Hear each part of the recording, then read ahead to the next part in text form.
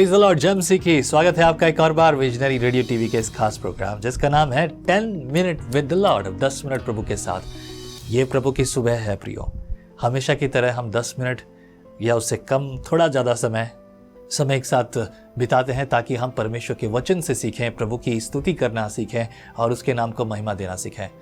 पता है आज से 2000 साल पहले, लगभग 2000 साल पहले, और I must say that at least 19 years ago, जब न्यू टेस्टमेंट और the whole Bible came together, right, ये सब इकट्ठे हो गए और उसके बाद जब सब हो गए तो काफ़ी साल फिर भी लग गए कि ये पुस्तक एक साथ इकट्ठी हो।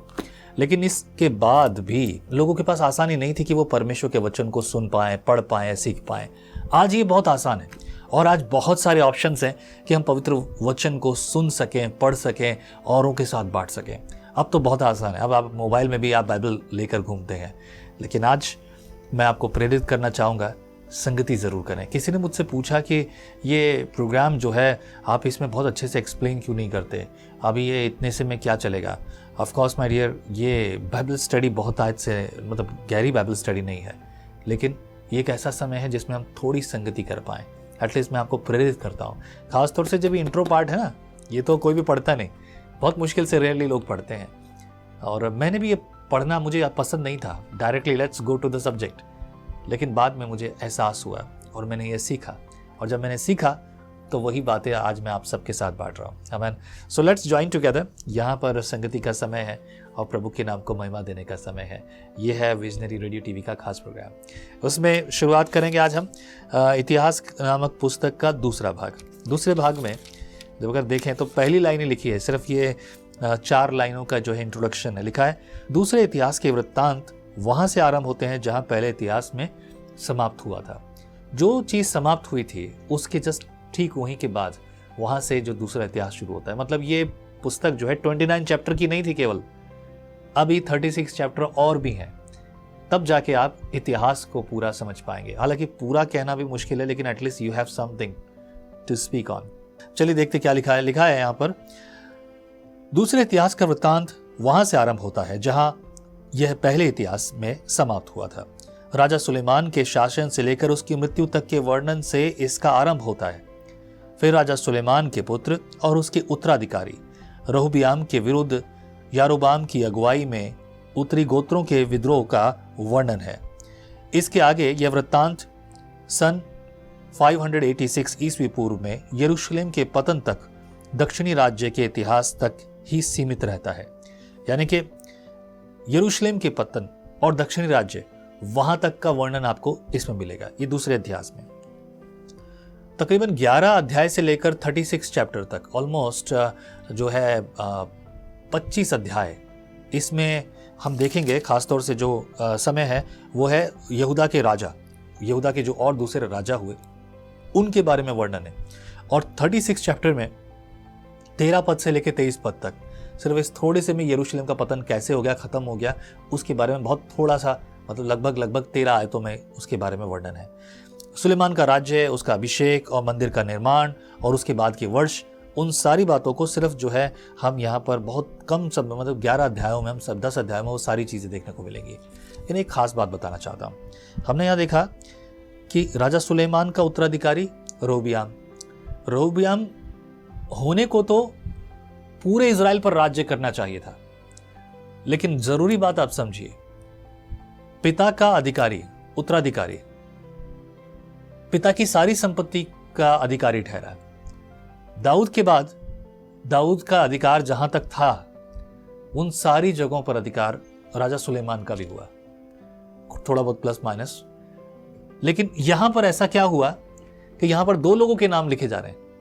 क्यों लिखे जा रहे हैं? और इसके अलावा ये केवल 2 लोग नहीं है, और भी लोग यहाँ पर शामिल हो जाते हैं। ये राजाओं के आपस के जो वृत्तांत है, लड़ाई है, विद्रोह है, ये क्यों है? इस पर गौर कीजिए। परमेश्वर यहोवा ने चुना किसको? परमेश्वर यहोवा ने चुना है यारोबाम को, कि सुलेमान ने जो पाप किया है, सुलेमान ने जो मेरे विरुद्ध बलवा किया है, इसलिए तू अब राज्य करेगा। मैं उससे सब छीन कर इजराइल को 2 भाग कर दूंगा। एक इजराइल का भाग जो है किसको दे दूंगा? रहोबियाम को, जो कि सुलेमान का उत्तराधिकारी है, क्योंकि मेरी वाचा दाऊद के साथ बंधी थी और दाऊद को मैंने जो वाचाएं बांध कर दी हैं, उसकी वजह से मैं दाऊद के लिए वो आशीषों को दूंगा। मैं उसे कभी अकेला नहीं छोड़ूंगा, मैं उसके लिए बहुतायत से वो सारी चीज़ें दूंगा जो मुझे दाऊद को देनी है। ये बातें परमेश्वर ने उससे कह दी थी, उसे बोल दिया था।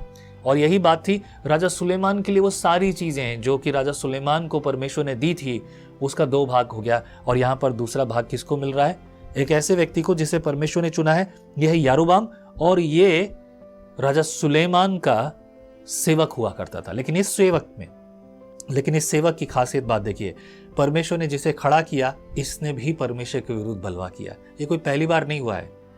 वैसे सारा अधिकार जो है ना राज परिवार को मिल रहा था, हर अधिकार राज परिवार को, लेकिन इस बार राज परिवार में से किसी दूसरे को परमेश्वर ने चुना है। और जिसे चुना है उसका काम देखो, उसके व्यवहार देखो। उसने भी परमेश्वर यहोवा के विरुद्ध बलवा किया, और ऐसा बलवा किया जिसकी वजह से परमेश्वर को गुस्सा आया, परमेश्वर निराश हुआ, परमेश्वर ने उसे उसका परिणाम मिला। कहा ना, अभी भाई ने पूछा था कि क्या कोई हत्या करे तो उसका परिणाम क्या होगा? क्या परमेश्वर का वचन उसे भी माफ करता है? परमेश्वर उसे भी क्षमा करेगा? बिल्कुल क्षमा तो करेगा, लेकिन पश्चाताप का व्यक्ति तो पश्चाताप करना चाहता हो। तो इसलिए इन सारी बातों को सीखने के लिए हम इतिहास की पुस्तक का जो दूसरा भाग है उसे सीखेंगे। आमीन। प्रभु आपको आशीष करे। पहले अध्याय से हम पढ़ेंगे। प्रभु आपके जीवन में कार्य करें, संगति करते रहें। अगले दिन हम और बेहतर चीजें सीखेंगे। प्रार्थना के साथ शुरुआत कीजिए। ये दिन आपके जीवन का एक नया उत्साह और नए आनंद का दिन हो, ऐसा मैं प्रभु से मांगता हूँ। आइए प्रार्थना करते हैं। प्रभु परमेश्वर, तेरी भलाई, तेरी करुणा, तेरी कृपा तेरे लोगों पर बहुतायत से है। आज की सुबह जो तेरे लोग संगति के लिए एक साथ इकट्ठे हुए हैं प्रभु, इनके घर परिवार को, इनकी रोज की जिंदगी को प्रभु तू अपने हाथों में लेकर चला। तेरी मर्जी जैसे स्वर्ग में पूरी होती है वैसे धरती पर पूरी हो। योजनाएं तेरी जैसे स्वर्ग में होती है प्रभु, उसी के अनुसार इनके जीवन और आत्मिक व्यवस्थाएं तेरी ओर से चलें। कमी घटियों को दूर कर दे, नए आनंद और नए उत्साह से भर दे प्रभु। जो आज की जो सुबह की शुरुआत हुई है, इस शुरुआत के कारण इनके घर में आनंद और सामर्थ्य प्रभु तेरी ओर से प्रकट हो। धन्यवाद प्रार्थना सुनने के लिए, मसीह यीशु के नाम से मांगते हैं, आमीन। प्रभु आपको आशीष करे, उसकी भलाई आपके जीवन में सदैव होती रहे, आमीन। जय मसीह की। कल मुलाकात होगी। आप कहते हैं 1 कप कॉफी मेरा दिन बना देती है, पर आपका मॉर्निंग डिवोशन विजनरी रेडियो और टीवी पर आपकी जिंदगी बना सकता है।